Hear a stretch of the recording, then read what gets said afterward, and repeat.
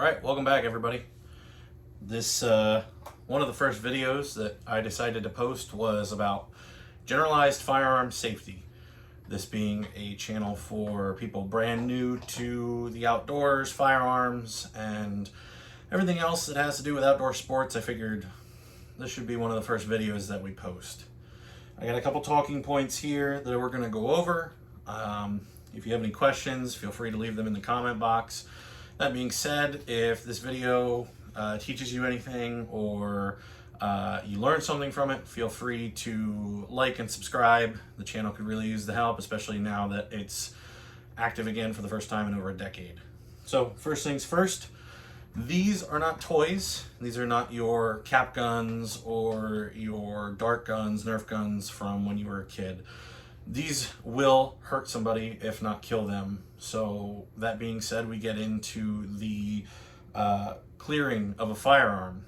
How do we clear a firearm? What does it mean to clear a firearm? Basically what we're doing when we clear a firearm, we're saying we're checking the firearm if it is loaded and making it safe to operate and handle with no ammunition, one in the chamber or in the magazine. That being said, the gun that I have with me currently is loaded. I'm going to show you how to clear it live on camera. For those of you that are going to say, you know, oh well, the firearm should have been cleared beforehand.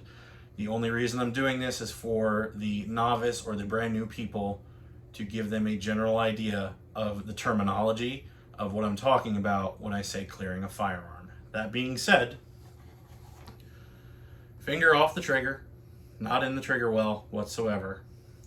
This is my everyday carry gun. This is a Glock 26 chambered in 9mm. I can tell you that it is currently loaded with a round in the chamber. We're going to clear that for you right now.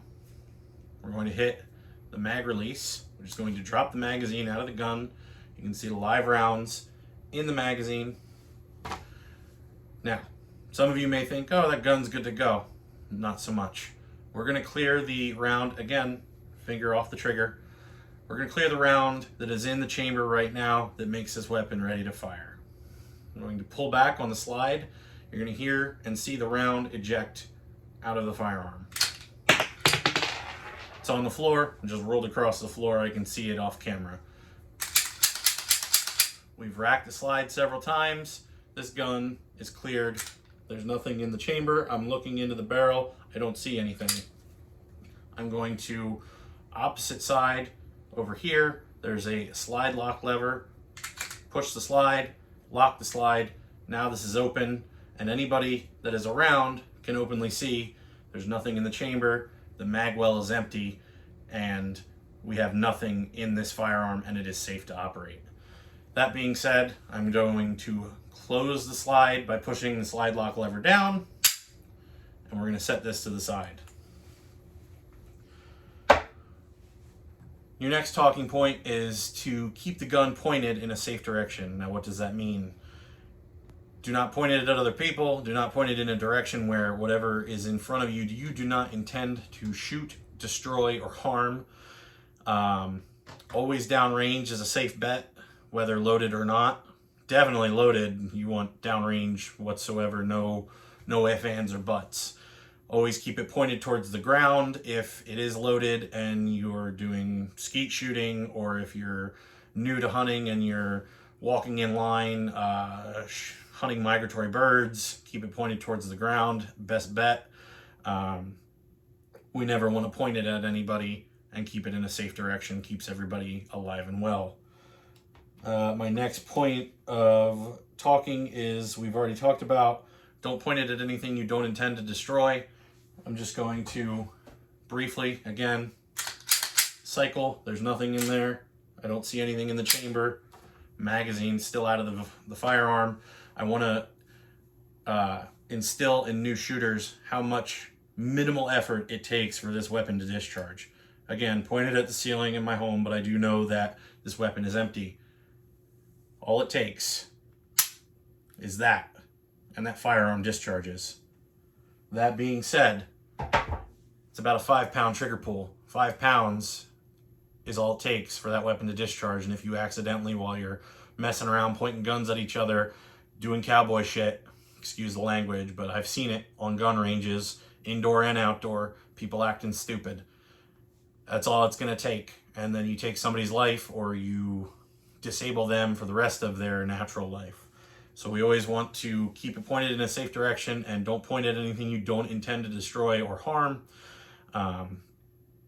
That being said, familiarize yourself with the weapon before going to the gun range. Let's say you're a new shooter and you want to familiarize yourself with that weapon while you're at the gun counter. Verbalize to that person that's behind the counter, hey, I've never shot a gun, held a gun before. Can you help me out? Every experience I've ever had with a salesperson that knows that you're a new shooter will go above and beyond to get you familiarized with that firearm before they even let you touch it. There are so many different firearms, and some of them have safeties. The Glock that I had that I just showed you doesn't technically have a safety. It's got a external trigger safety, and that's it. There's no safety button. There's no other mechanism for that. But I have other handguns that do have safeties.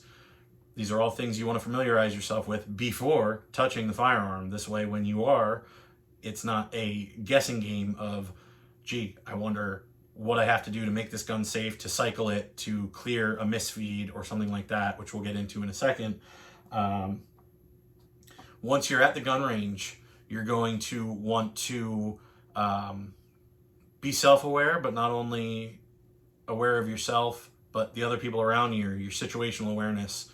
I've been at indoor gun ranges in the area, and thank God there's range officers there while the range is open, because there's some pretty stupid people in the world and they do some pretty dumb stuff. However, when I go to the outdoor range that I frequent pretty often, there's not always a range officer there. You got to watch the other people at the gun range and make sure that they're acting safe just as much as you are. This way nobody gets hurt. While you're at the gun range, communicate with the other people. Hey, is it okay that I go hang my target down at the 25-yard line? Or are you guys good, ready to go, that I can shoot? Everybody's got their earmuffs on, this, that, and the third. Looking at the firearm itself, barrel obstructions and misfires. What are those? A misfire is we cycle the weapon. Again, it's empty. And for whatever reason, we go to shoot, and all it does is click, and you know that there's a round in the chamber. That's a misfire. A round, the primer could have not been completely depressed by the firing pin. The primer itself could have, have ignited and not burned the powder completely to have the round discharge. In that situation, don't immediately clear the weapon. Give the primer a moment to burn the powder, just in case that powder burns slow and ignites. You don't eject the round from the firearm and have a live round hit the ground, and then the powder discharge and have a live round explode on the ground. A barrel obstruction would be when, again, cleared weapon. Sorry I keep doing this, but there's somebody on YouTube that's going to comment that I'm pointing the gun all over the place. Barrel obstruction, pretty obvious. You can see the barrel's clear. You can almost actually see the firing pin in there. That would be obstructed by dirt, mud, pretty much anything that would stop the round from cleanly coming out of the barrel. My biggest recommendation for new shooters, if your firearm is obstructed, empty the firearm and clean the weapon. That is the best thing that you can do in that situation. It's the guaranteed way that you're not going to have anything happen where the firearm is going to malfunction or, God forbid, the barrel explode. We've seen that throughout the years where somebody doesn't clear a barrel obstruction on a rifle, shotgun, whatever, and it blows the side of the barrel out, and then your firearm is basically a paperweight, and you may get hurt in the process. In my range bag, I always carry a very light cleaning kit, a rod, some patches, and some oil, just to ensure that if I have to clean the weapon at the range, I can do so, and I can clear any obstructions. We've already talked about a misfire, and we've already talked about situational awareness. I have a list here that I'm going through just to make sure I hit all the talking points. My last talking point for this video, again, this was a very brief safety video, and once I get more into the channel, I'll try and get more in depth on some of these things for you guys. Become a master of your craft, and you'll become proficient. With repetition comes mastery. A doctor that I know working in the medical field. He used to say that all the time while we were in the paramedic program. With repetition comes mastery. Basically what that means is repeat over and over again the procedure that you're going to do, and you'll become a master at it. Practice gun safety at all times. Learn how to disassemble your firearm, learn how it shoots, what it does with certain ammunitions, and how to correct things like a stovepipe, a misfeed, a barrel obstruction. These are all things we'll get into more in depth in later videos. This gun that I carry, I can assemble this and field strip it pretty much with my eyes closed. Now, field stripping is just taking the barrel out and the springs and separating the slide from the handle of the weapon. I can do that with my eyes closed. Now, the more in-depth of removing the pins and whatnot, I know how to do. I can't do that with my eyes closed, though, no matter how hard I try. But I'm familiarized enough with the Glock platform. I own several of these firearms, and this one specifically I've put upwards of 10,000 rounds through in practice at the gun range, between Full Metal Jacket and critical duty loads, that I'm very familiar with this gun and very comfortable with it, shooting it, showing it to people, and operating it. Again, it's not something you're going to gain overnight. It's definitely something that takes time, and you're going to want to practice that religiously. If you have any questions, I know this was a quick 12-minute video of firearm safety. It gets a lot more in depth than that, but just generalized video for people that are just getting started. Any questions, feel free to leave a comment down in the comment box, but do me a favor, subscribe to the channel, like the video. I want to get some traffic on this channel and make this a growing channel for novices in the field and into the outdoors.